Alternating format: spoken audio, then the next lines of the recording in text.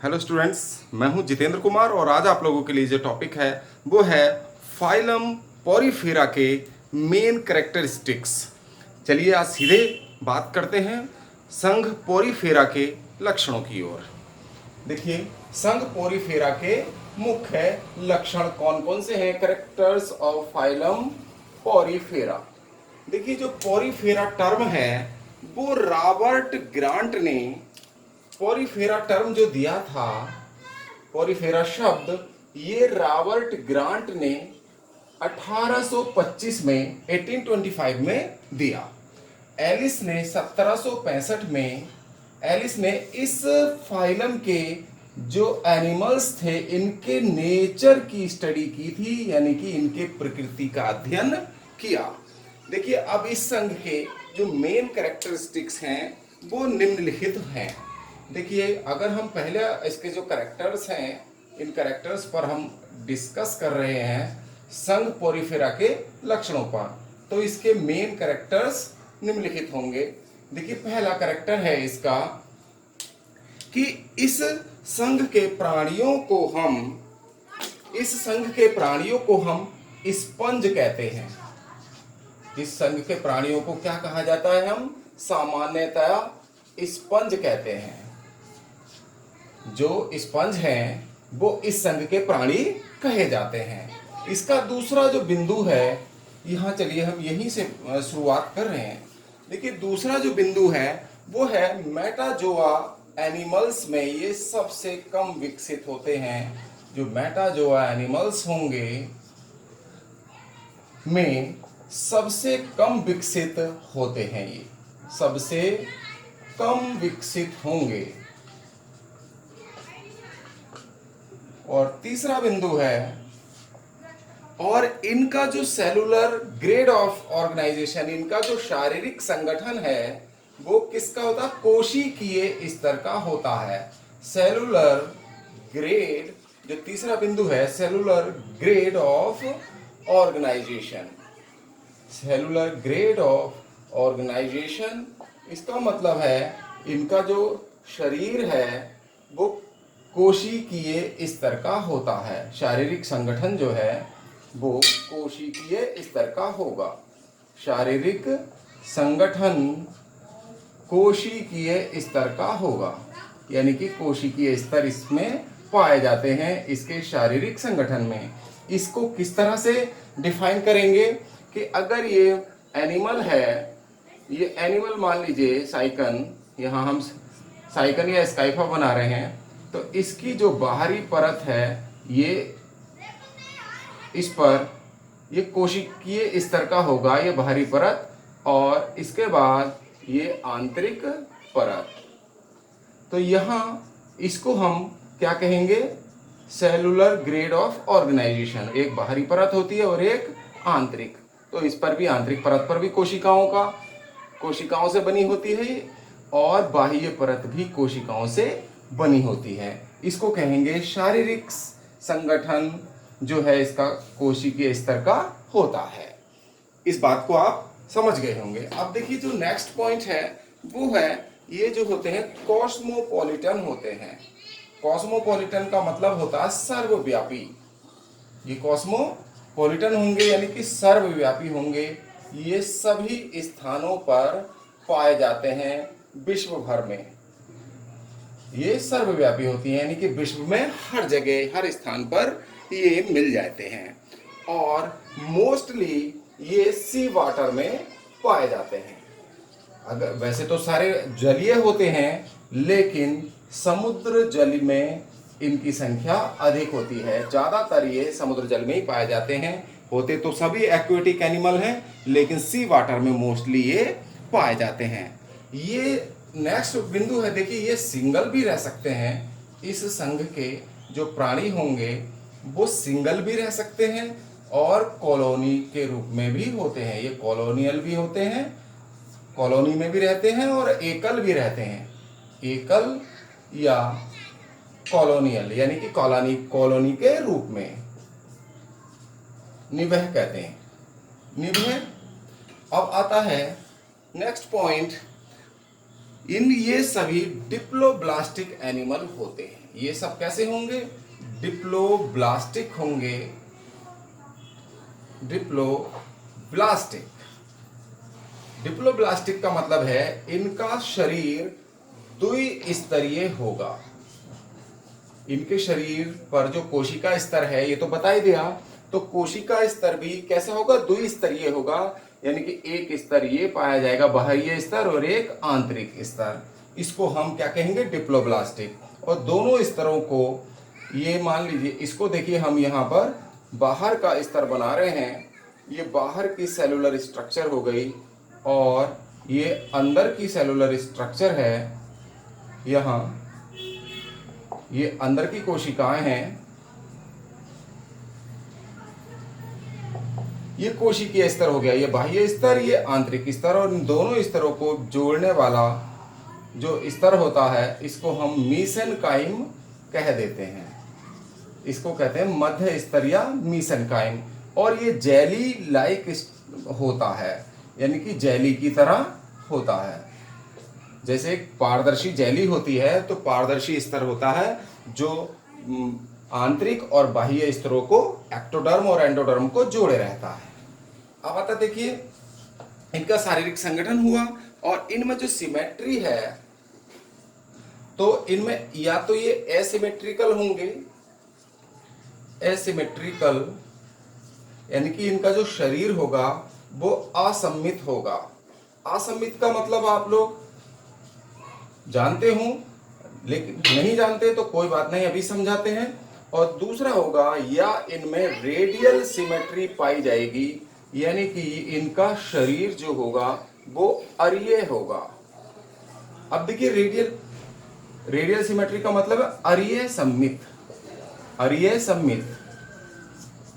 इनका शरीर अरीय सममित होगा। एसिमेट्री असममित का मतलब यह है कि इसमें उल्टा और सीधा जो होता है, यानी कि पीठ की तरफ का यानी उदर भाग अलग होता है, जैसे कि हमारा है, हमारा उदर भाग अलग है और पृष्ठ भाग अलग है यानी पीठ का। ऐसे ही ज़्यादातर प्राणी होते हैं, लेकिन इनका शरीर ऐसा नहीं होता है। ये सब तरफ से एक जैसे दिखते हैं, इसलिए इनको क्या कहते हैं?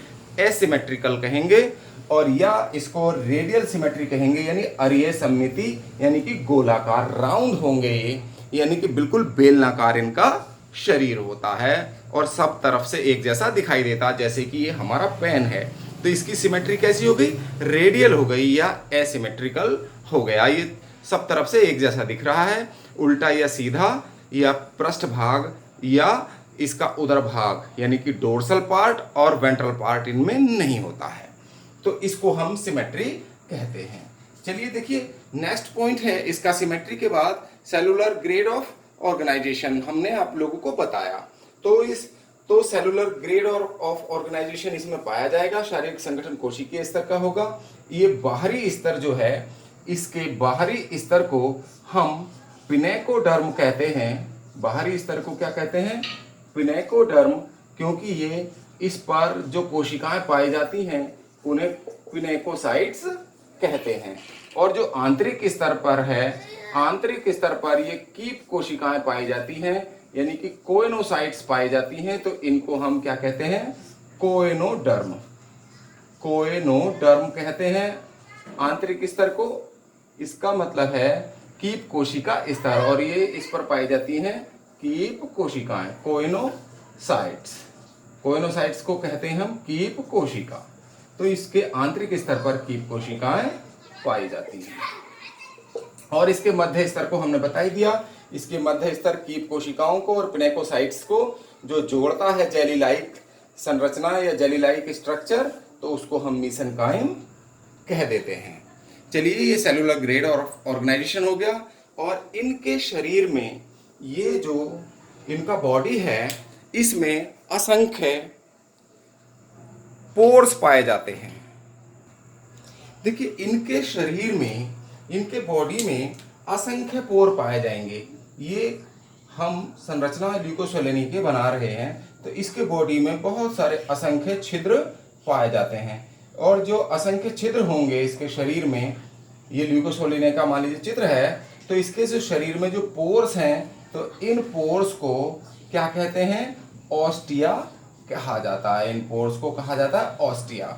और ऑस्टिया से, चूंकि ये जलीय प्राणी है, तो ऑस्टिया से ही इनके शरीर में क्या होता है? जल प्रवेश करता है ऑस्टिया से। और जिस भाग में ये जो आंतरिक स्तर है, इस भाग को क्या कहते हैं? स्पंजोसील। जो इसके अंदर गुहा होती है, जो इसका खाली भाग होता है, यानी कि उदर भाग होता है, इसको पेट भी कह सकते हैं, इसको स्पंज गुहा या स्पंजोसील कहा जाता है।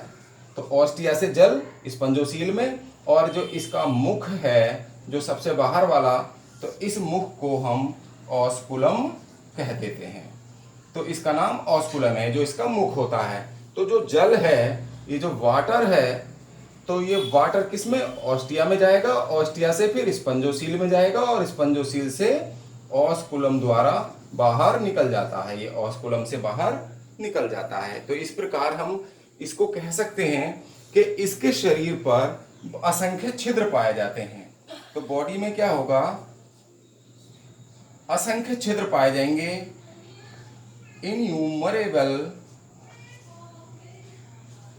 पोर्स पाए जाएंगे, और इन पोर्स को हम ऑस्टिया कहते हैं। और जो जल है वो ऑस्टिया से ही प्रवेश करता है। इसके अलावा इसका इनके अंदर, इसी से सवाल बन जाता है, दूसरा पॉइंट बन जाता है कि इनमें वेल डेवलप्ड कैनाल सिस्टम पाया जाता है। Well developed canal system. Well developed canal system का मतलब है सुविकसित नाल तंत्र। इनके अंदर सुविकसित नाल तंत्र पाया जाता है। सुविकसित नाल तंत्र का मतलब है कि ये नाल तंत्र है जिसमें जल ऑस्टियो द्वारा प्रवेश करता है, स्पंजोसील में जाता है, स्पंजोसील से ऑस्कुलम, ऑस्कुलम से फिर शरीर से बाहर निकल जाता है। तो इस प्रणाली को क्या कहते हैं? नाल तंत्र कहते हैं। तो इसमें एक नाल प्रणाली जो है क्या होती है? वेल डेवलप्ड होती है।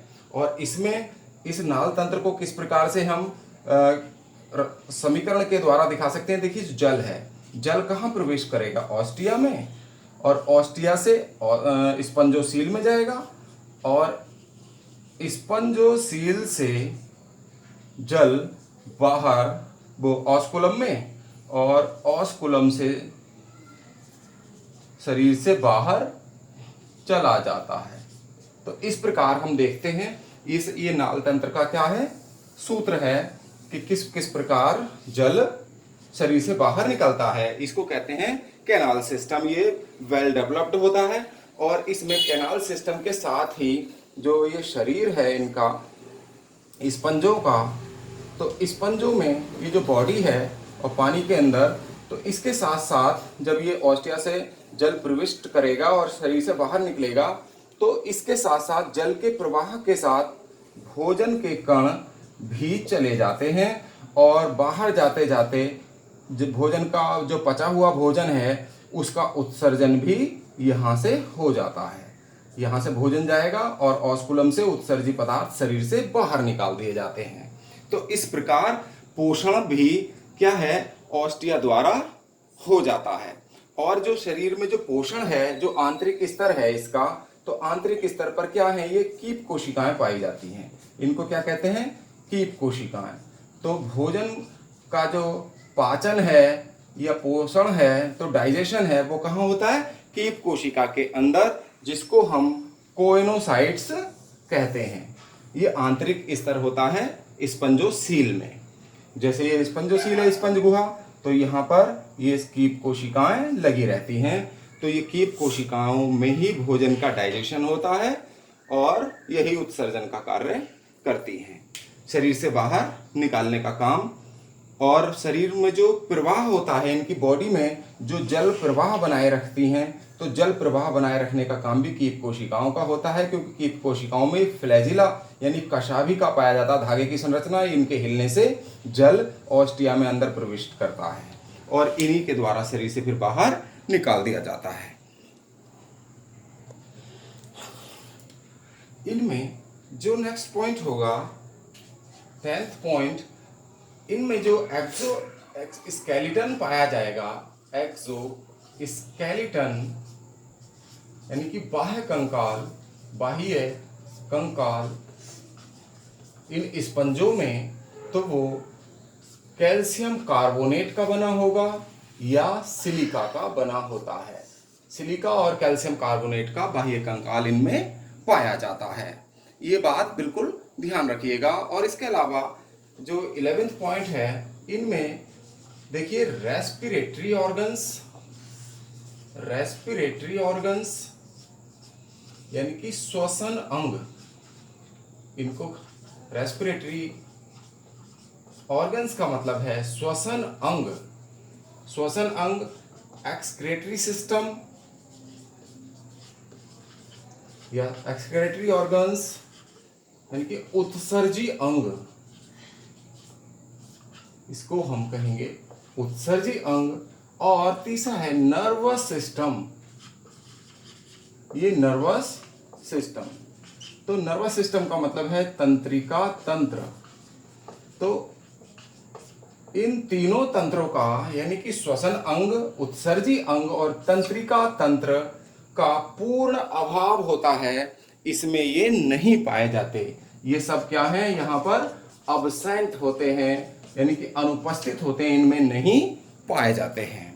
अब देखिएगा नेक्स्ट पॉइंट, बाइसेक्सुअल होते हैं ये, इसका 12वां पॉइंट है, ये सभी बाइसेक्सुअल होते हैं। और बाइसेक्सुअल को हर्मेफ्रोडाइट भी कह देते हैं। हर्मेफ्रोडाइट का मतलब है ये सब द्विलिंगी होते हैं। द्विलिंगी का मतलब है यानी कि नर और मादा एक ही जंतु में होते हैं। नर और मादा अलग अलग नहीं होते, बल्कि नर जनन अंग एक ही जंतु में पाए जाएंगे। मेल रिप्रोडक्टिव ऑर्गन्स और फीमेल रिप्रोडक्टिव ऑर्गन्स एक ही प्राणी में होते हैं।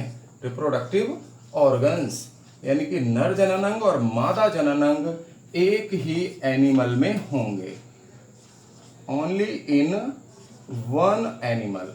इस कंडीशन को हम क्या कहते हैं, द्विलिंगी कहते हैं। अब आता है देखिए लास्ट, इसका जो हम पॉइंट बता रहे हैं, देखिए रिप्रोडक्शन इनमें एसेक्सुअल और सेक्सुअल दोनों विधियों से होता है। जो रिप्रोडक्शन है यानी कि जनन है, तो जनन की दोनों विधियां होती हैं, एसेक्सुअल एंड सेक्सुअल, यानी कि लैंगिक और अलैंगिक। असेक्सुअल को अलैंगिक कहते हैं, अलैंगिक जनन, और सेक्सुअल रिप्रोडक्शन को लैंगिक जनन कहते हैं। लैंगिक जनन में नर और मादा युग्मक आकर जुड़ते हैं। नर और मादा युग्मक यानी कि नर युग्मक और मादा युग्मक बनेंगे और दोनों जुड़कर जाइगोट बनाएंगे, इसको लैंगिक जनन कहते हैं। उससे फिर नया जीव बनेगा। और असेक्सुअल रिप्रोडक्शन में नर और मादा युग्मक नहीं बनते, बल्कि ये या तो बडिंग द्वारा होगा या जैम्यूल फॉर्मेशन द्वारा होगा। बडिंग का मतलब है मुकुलन, या तो मुकुलन द्वारा होगा अलैंगिक जनन, या दूसरा है जैम्यूल फॉर्मेशन। ये कई बार पूछा भी जाता है कि जैम्यूल कहाँ बनते हैं, तो जैम्यूल कहाँ बनते हैं, स्पंजों में बनते हैं अलैंगिक जनन में। जैम्यूल शरीर के अंदर बन जाते हैं और शरीर से अलग होकर फिर नए स्पंज का निर्माण जैम्यूल कर देते हैं। और बडिंग, मान लीजिए ये स्पंज है और स्पंज के शरीर में जैम्यूल बना और जैम्यूल शरीर से बाहर निकल के एक नया जीव बना दिया। और बडिंग का मतलब है अगर ये स्पंज का शरीर है तो इसके शरीर से ही एक बड निकलेगी, कलिका, और इस बड से फिर नए, ये अलग हो जाएगी शरीर से और फिर नए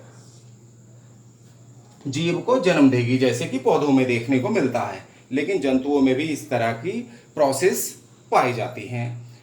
अब आता है देखिए नेक्स्ट, इसकी लाइफ साइकिल में एक स्टेज होती है एम्फीब्लास्टुला। इसके जीवन चक्र में एक स्टेज पाई जाती है एम्फीब्लास्टुला। इसके लाइफ साइकिल में एम्फीब्लास्टुला एक स्टेज होती है, एम्फीब्लास्टुला। ये भी कंपटीशन में कई बार पूछा जाता है कि एम्फीब्लास्टुला स्टेज किन में पाई जाती है, तो ये पाई जाती है स्पंजों में। और ये कैसी स्टेज होती है, फ्री फ्लोटिंग होती है, मुक्त प्लावी होती है, स्वतंत्र रूप से पानी में तैरती है। ये स्टेज इसके जीवन चक्र की। और इनमें जो सबसे महत्वपूर्ण बात है, इन प्राणियों में रीजनरेशन पाया जाता है। रीजनरेशन की कैपेसिटी होती है, रीजनरेशन यानी पुनरुद्भवन। तो पुनरुद्भवन की क्षमता इनमें पाई जाती है। पुनरुद्भवन का मतलब है कि जीवधारी के अगर हम अनेक टुकड़े भी कर दें तो प्रत्येक टुकड़े से नया जीव बन जाएगा। इसी को रीजनरेशन कहते हैं। और कोई भाग क्षतिग्रस्त हो जाता है तो वो पुनः जल्दी ही नया बन जाता है। ये भी एक पुनरुद्भवन का उदाहरण है। रीजनरेशन छिपकली की पूंछ में भी आप लोगों ने सुना होगा कि छिपकली पूंछ टूट जाती है तो उसमें भी रीजनरेशन पाया जाता है, वो दोबारा जम जाती है यानी आ जाती है। तो ये आप लोगों ने देखा कि ये पोरिफेरा में जो लक्षण हैं वो आप लोगों ने देखे। अब देखिए इसकी पोरिफेरा के अंतर्गत जो जीवधारी हैं उनके बारे में भी हम आपको जानकारी देते हैं। देखिए पोरिफेरा के अंतर्गत जो संघ पोरिफेरा है, इसके अंतर्गत 3 क्लासेज आती हैं, 3 वर्ग आते हैं। पोरिफेरा की 3 क्लासेज हैं, क्लास 1, क्लास 2 यानी क्लास 3। तो 3 वर्ग हैं इसके अंतर्गत जो आते हैं। तो पोरिफेरा को इसको हम कह सकते हैं ये 3 वर्गों में बांटा गया है। तो पोरिफेरा को 3 वर्गों में बांटा गया है या विभाजित किया गया है, या इसको कह सकते हैं इसमें केवल 3 वर्ग ही पाए जाते हैं संघ पोरिफेरा में। तो संघ पोरिफेरा की जो प्रथम क्लास है वो होती है कैलकेरिया। तो कैलकेरिया इसकी पहली क्लास है और इसमें कौन कौन से प्राणी आते हैं। तो कैलकेरिया जो वर्ग है, इस वर्ग में देखिएगा ल्यूकोसोलनिया और साइकोन आते हैं। इसके अंतर्गत आते हैं ल्यूकोसोलेनिया और दूसरा प्राणी है साइकोन। तो ल्यूकोसोलनिया तथा साइकोन कैलकेरिया क्लास में आते हैं। और कैलकेरिया क्लास में कैल्शियम कार्बोनेट का जो बाह्य कंकाल इनमें पाया जाता है। फिर आता देखिए दूसरी जो क्लास है कैलकेरिया के बाद आती है क्लास 2 हेक्सएक्टिनेलिडा। हेक्सएक्टिनेलिडा दूसरी क्लास है हेक्सएक्टिनेलिडा। और इसमें जो प्राणी आते हैं वो है हेक्सएक्टिनेलिडा में यूप्लेक्टिला और हाइलोनीमा। इसके जो प्राणी हैं वो हैं यूप्लेक्टेला। और यूप्लेक्टेला को वीनस की फ्लावर की डलिया भी कहा जाता है। आप लोगों को इसकी जानकारी होगी। इसको हम वीनस की फ्लावर बास्केट भी कहते हैं। वीनस की फूलों की डलिया यूप्लेक्टेला को कहा जाता है। ये व्हाइट कलर का बहुत खूबसूरत प्राणी होता है। ऐसा लगता है जैसे इसकी बुनाई करके इसको बनाया गया हो। तो बहुत खूबसूरत होता है, समुद्री है प्राणी, ये सी वाटर में मिलता है। और वीनस की फूलों की डलिया को यूप्लेक्टेला को जापान में जब शादियां होती हैं या कोई महत्वपूर्ण फंक्शन होता है तो वहां पर नव दंपत्ति को शादी में गिफ्ट के तौर पर दिया जाता है। ये आप लोगों को एक जानकारी दे रहे हैं। तो जापान में नव दंपत्ति को, नए जोड़े को दिया जाता है और ऐसा विश्वास किया जाता है कि इसको गिफ्ट करने से उनका रिश्ता मजबूत होगा और वो लाइफ लॉन्ग अच्छे से जीवन व्यतीत करेंगे। तो उसको गिफ्ट किया जाता है। और दूसरा है इसमें हाइलोनीमा। ये हाइलोनीमा होता है दूसरा प्राणी। और तीसरी क्लास जो है इसकी वो है डेमोस्पंजिया। यह डेमोस्पंजी देखिएगा, तीसरी क्लास हो गई इसकी डेमोस्पंजी। तो डेमोस्पंजी के जो एग्जाम्पल हैं देखिए, डेमोस्पंजी में आता है स्पंजिला। डेमोस्पंजी में स्पंजिला आता है, यू स्पंजिया आता है यू स्पंजिया आता है और तीसरा आता है क्लायोनिया। तो ये 3 प्राणी इसमें आते हैं। तो इस तरह से संघ पोरिफेरा का जो कंप्लीट स्टडी हो गई है, इसके क्लास भी हो गए और इसके पोरिफेरा में पाए जाने वाले प्राणियों के नाम भी आप लोगों ने सीख लिए और पता चल गया कि, और ये क्लासेस भी पता चल गई, कैलकेरिया में ल्यूकोसोलेनिया साइकन और हेक्स एक्टिनेलिडा में यूप्लेक्टेला और हाइलोनीमा और डेमोस्पंजी में स्पंजिला, यू स्पंजिया और क्लायोनिया आदि प्राणी आते हैं। तो स्टूडेंट्स, ये टॉपिक आपको कैसा लगा? पसंद आया तो लाइक कीजिए, शेयर कीजिए, और जिन स्टूडेंट्स ने अभी तक हमारे चैनल को सब्सक्राइब नहीं किया है वो आज ही हमारे चैनल को सब्सक्राइब अवश्य कर दें और बेल आइकन का बटन भी दबा दें, जिससे आने वाले वीडियोस की नोटिफिकेशन आपको समय से मिलती रहे। आपका बहुत बहुत धन्यवाद। आपका मंगल हो।